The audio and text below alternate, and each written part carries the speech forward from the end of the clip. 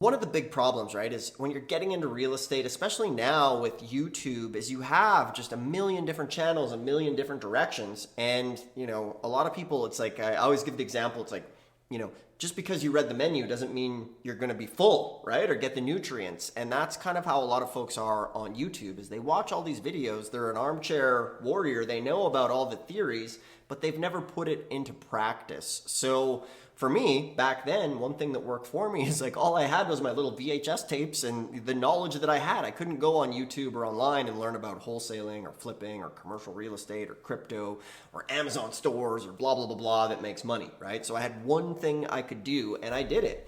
And I started flipping properties, going to these sales. I'd fly to a city, pick up some property, flip them, and I just started doing this over and over again.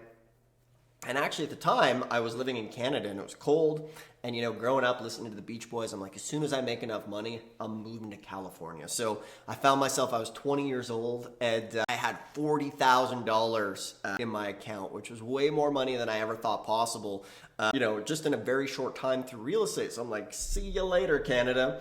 And, the funny thing is how many people were against me when I got into it. My girlfriend would be like, oh, you're going to one of those stupid real estate seminars. Or, some family members were like, this is a bad idea. What you're doing, they don't understand it, right?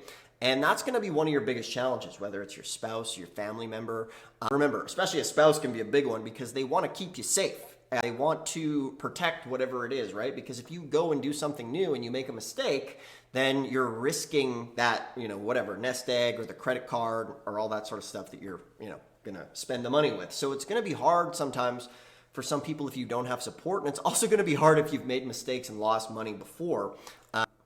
But like for myself, when I went to that auction, one of the big things that clicked for me why I was able to do it so quickly was at the time, I didn't even really think of the term like mentor. You know what I mean? It wasn't a mentor. I just showed up and he helped me through it. We helped me with the county research and all that sort of stuff. But at the end of the day, I was getting mentored in person at the auction. And that's how I was able to boom, learn by doing, which for me was like super important back then.